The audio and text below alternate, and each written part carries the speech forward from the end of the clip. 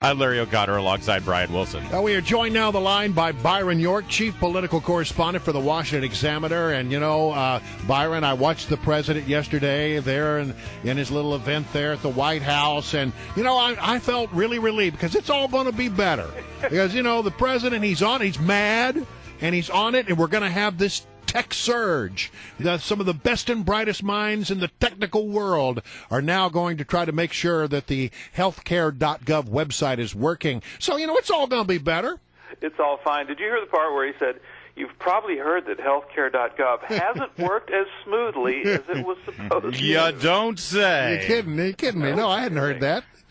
Boy, it's really interesting what's going on. The one thing that was unanswered, and I think will remain unanswered for a while, is remember back in the spring, the Obama administration admitted that it had run out of money to implement Obamacare. The law only provided for $1 billion, which sounds like a lot, but was not nearly enough, all gone. And they asked Congress for more money. Of course, half of Congress now controlled by Republicans, said no. And that is when Kathleen Sebelius began to hit up private corporations, healthcare corporations, for donations. Oh, that's right. I remember that story. Right. They were out of money. Now you've got this 24/7 surge with the best minds in the world, and they have this hotline where you can apply in 150 languages. Did you hear that? 150 languages? Well, and it also apparently takes you about 150 minutes to get through the phone call. Byron, we have a little audio from the press conference yesterday from the president. I want you to comment on it. Hi, it's Vince with Sham Wow. You'll be saying wow every time you use this towel. I mean, I only half kidding, but he gave the phone number out about 7 times. He talked about what a great product it is. This is the leader of the free world basically doing an infomercial. Is the president in danger of diminishing his presidency here and having his legacy not be Obamacare, but his reaction to the failure of Obamacare? Well, to me, that made him seem really, really out of touch, because there was a lot of speculation about what he was going to do before this event yesterday. Was he going to apologize? I thought he was going to do Mr. Take Charge mode. He was going to come out and say, we made a promise to the American people. That promise hasn't been kept. That's unacceptable, and I have ordered my team to do this, this, this.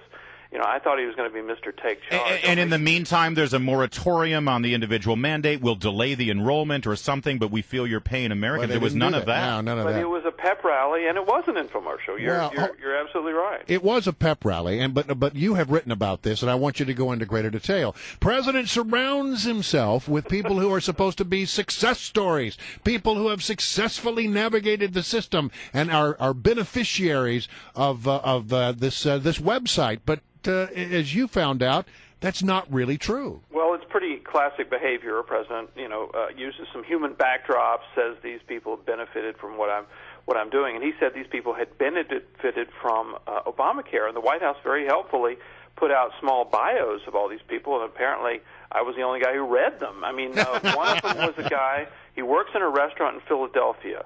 And I'm quoting here, he recently used healthcare.gov to process his application and is waiting for the options for potential plans. So it was not a success story. It was not a success story. He's an unsuccess story. And there's the next guy. He just got his master's degree. He has some sort of job but doesn't have benefits.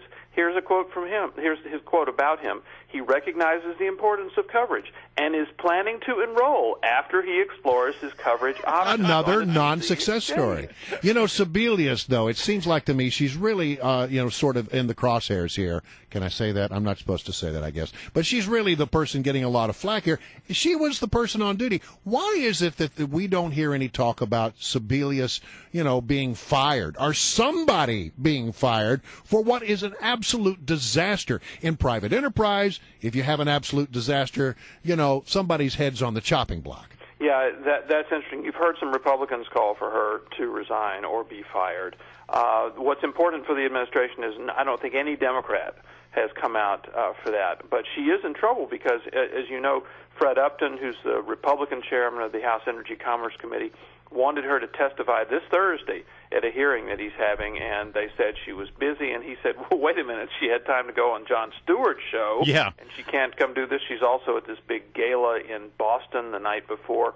But yesterday the White House made it pretty clear that she was going to testify somewhere next week. If I were her, I'd want to go to the Senate, controlled by Democrats. But even Democrats now, I think, believe that the administration has to make some accounting, not a pep rally like the president did yesterday, but an actual accounting of what happened and where things are. Byron York is our guest from the Washington Examiner. And Byron, this is exactly where I want to take you. What are you hearing on the Hill right now, specifically the Republicans in the House? The president yesterday, he made a point of saying, well, these Republicans, they've always been against Obamacare, so you can't take their criticism seriously. And Jay Carney echoed that.